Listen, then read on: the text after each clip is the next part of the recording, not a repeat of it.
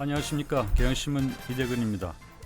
오늘은 이것은 안보가 아니다, 외교도 아니다, 이런 제목으로 말씀드리겠습니다. 우리 잠시 2015년 작년 3월 30일로 돌아가 보도록 하겠습니다. 당시 윤병세 외교부 장관이 재외공관장 회의에 참석해서 개회사를 했습니다. 발언 내용을 잠시 소개하겠습니다.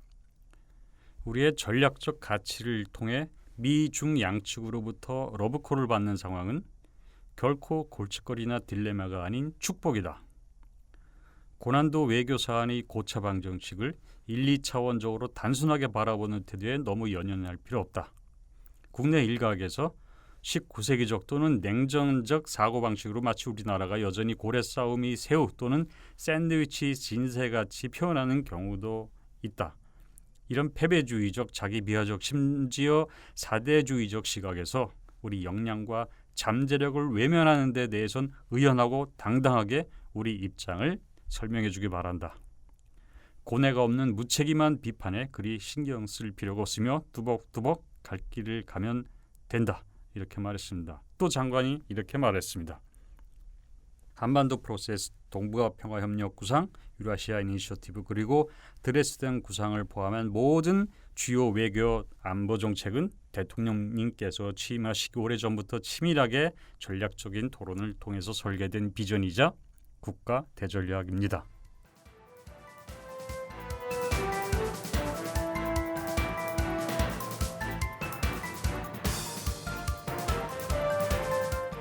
자, 과연 윤병세 외교부 장관이 말한 대로 지금 동북아 정세가 러브콜을 받는 상황일까요? 정말 박근혜 정부가 외교를 잘해서 미국과 중국이 한국을 자기 편으로 끌어들이느라 여러 가지 유인책을 제공하면서 경쟁하는 그런 상황인가요? 그 당시에도 이 점을 확인할 수 있었지만 윤 장관 발언 이후 1년이 지난 지금 더욱 명료하게 윤 장관 발언이 사실은 정반대라는 것을 우리는 알 수가 있습니다. 남중국해에 대한 중국 영유권을 부정하는 중재재판소 판결로 미중 갈등이 심화되고 있습니다. 중국과 일본은 아시아 패권 경쟁을 하고 있습니다. 남북은 일촉즉발의 대결 상황입니다. 박근혜 정부 내내 한일 갈등을 하다가 미국의 압력을 받아서 일본군 위안부 협상을 타결짓고는 최악 상황을 벗어나 있기는 하지만 한일 관계는 아직 정상화 제대로 되어 있지 않습니다. 이런 상황에서 사드 배치 결정으로 한국이 중국의 뒤통수를 쳤고 중국이 한국에 대해 어떤 보복을 할지 한국은 처분만 기다리고 있는 상황입니다. 박근혜 대통령 요청에 따라서 전시 작전 통제권을 무기한 행사하게 된 미국은 한국의 약점을 확실히 잡고 통제를 강화해 왔습니다. 대일 공세를 멈추지 않았던 박근혜 대통령의 고집을 꺾은 것은 바로 이 오바마 미국 대통령입니다. 사드를 한국에 배치하라고 팔을 비튼 것도 바로 오바마 미국 대통령입니다. 미국은 박 대통령에게 러브콜을 보낸 것이 아니라 압박을 가하고 있습니다.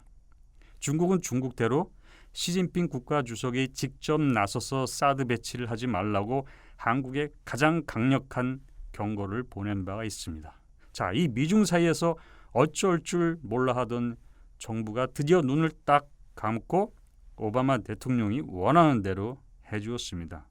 이게 어떻게 양쪽에서 러브콜을 받고 더 나은 쪽을 선택할지 행복한 고민에 빠진 모습이라고 할 수 있겠습니까?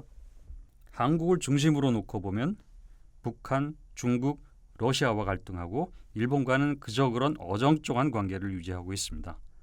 한미관계만 좋습니다. 그나마 한미관계가 좋은 이유는 한국이 미국을 일방적으로 추종한 결과입니다. 미중 갈등, 중일 경쟁 상황에서 매우 중요한 외교적 전략은 이 사이에서 조화와 균형을 어떻게 유지하느냐 하는 것입니다. 그런데 지금 그걸 잃은 채 어느 쪽에서 펀치가 날아올지 눈을 지끈 감고 기다리는 상황입니다. 북한이 또 무슨 도발을 하고 남북 간 어떤 대결 상황이 펼쳐질지, 중국이 어떤 보복을 할지, 러시아는 어떻게 대응할지 한국이 처분만 바라보는 이 상황, 이게 샌드위치 신세가 아니면 무엇입니까?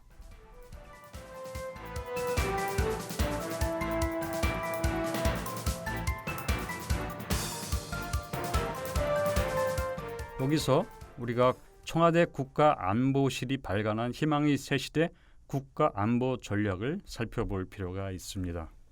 그 내용을 잠깐 소개하겠습니다. 중국과는 전략적 협력 동반자 관계를 심화시키고 동북아의 평화와 번영을 위해 함께 협력해 나가고자 한다. 정치 안보 분야에서는 북핵과 통일 문제 등 한반도의 핵심 사안들에 대한 전략적 소통과 협력을 강화해 나갈 것이다.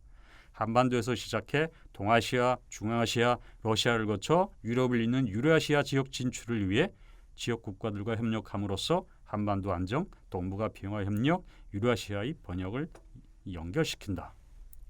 남북러 삼각 협력을 계기로 동북아와 유라시아에서 경제 협력을 강화하기 위한 동력을 확보하고 한러 관계가 한반도와 동북아의 평화와 번영에 기여하는 선순환 구도를 정착시키고자 한다.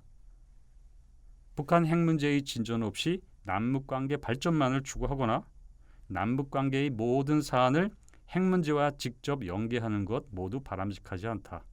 북한 비핵화 이전이라도 취약계층을 위한 인도적 지원이나 순수 사회문화 교류 등을 통해 상호 신뢰를 쌓아 나가겠다는 입장을 견지하고 있다. 자, 박 대통령이 과연 이 국가안보 전략대로 실천을 하고 있다고 보십니까?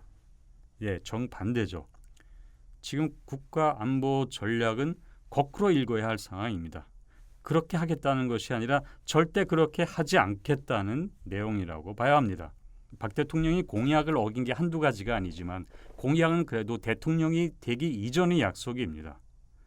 대통령이 되고 나서 이럴 줄은 몰랐다. 상황이 달라졌다라고 하면서 뒤집을 명분이 있을지 모르겠습니다. 그렇지만은 국가안보 전략은 집권 기간이 일정 정도 지나서 작성된 문서입니다. 아니 이런 것까지 뒤집는다고 하는 것은 자기 기만이라고 볼 수밖에 없습니다. 지금 한반도 신뢰 프로세스는 한반도 불신 프로세스로 바뀌었고 동북아 평화협력 구상은 동북아 불안 갈등 구상으로 변질되었고 유라시아 구상은 유라시아 포기 구상으로 변질되었습니다. 남북 대화로 시작해서 한반도 평화, 중국과의 협력 강화로 동북아 평화를 구축하고 러시아와의 긴밀한 협력을 통해서 유라시아로 뻗어간다는 구상은 바로 박근혜 대통령 자신이 깨버렸습니다. 지금 박근혜 정부는 한국을 한반도 남쪽에 스스로 가둬놓고 옴짝달짝할 수 없는 처지로 만들었습니다.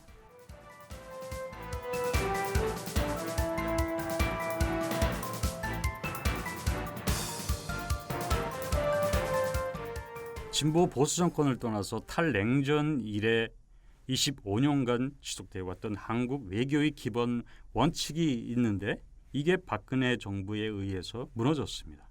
한국 외교의 원칙은 북한, 중국, 러시아와의 협력 강화로 동북아 갈등 구도를 완화하고 이것을 통해서 한반도 평화와 동북아 안정을 추구하는 것입니다.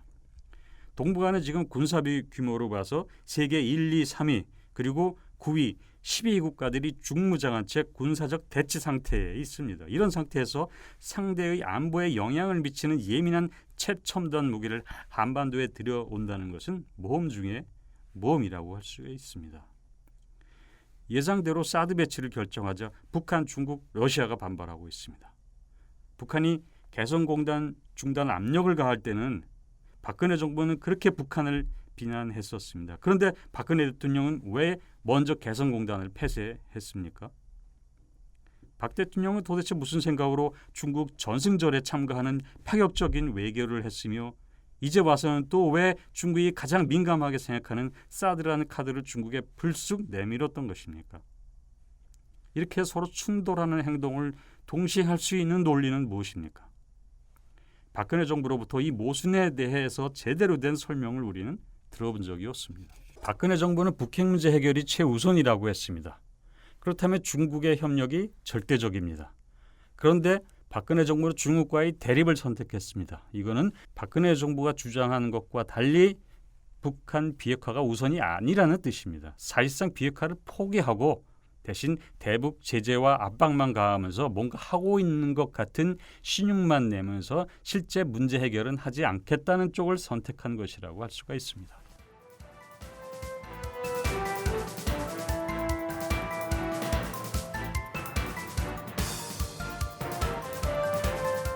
자, 마지막으로 박근혜 외교의 특징을 세 가지로 정리해 보도록 하겠습니다. 첫 번째, 가성비를 따질 줄 모른다는 것입니다. 박근혜 정부도 사드의 실효성이 그리 크지 않다는 걸 잘 알 겁니다. 단지 사드가 없는 것보다는 나으니까 들어온 게 아니겠느냐.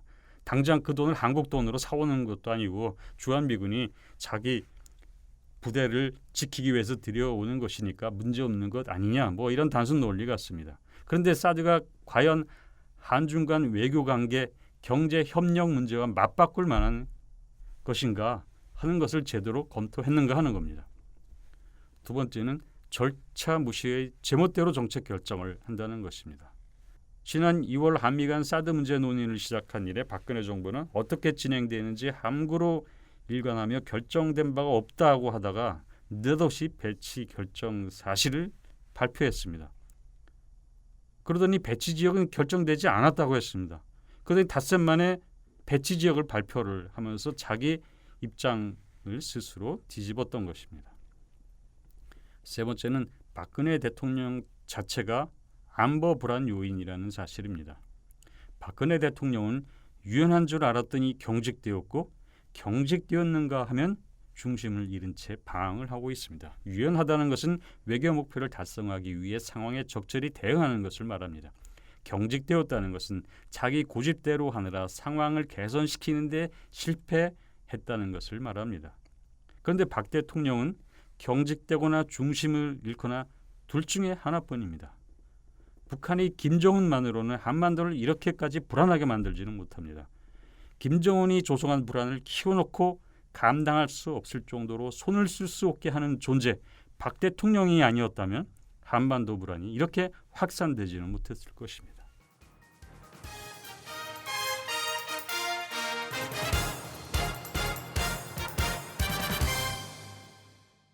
안보란 말 그대로 나라와 국민을 안전하게 해주는 것입니다. 그런데 지금 박 대통령 때문에 나라와 국민이 불안해졌습니다. 물론 북한의 핵실험과 미사일 개발은 나라의 안보를 위협하는 원인입니다. 그러나 잘못된 외교안보 정책도 나라의 불안을 부추깁니다. 바야흐로 박근혜 외교가 지금 실체를 드러내고 있습니다. 이대근이었습니다.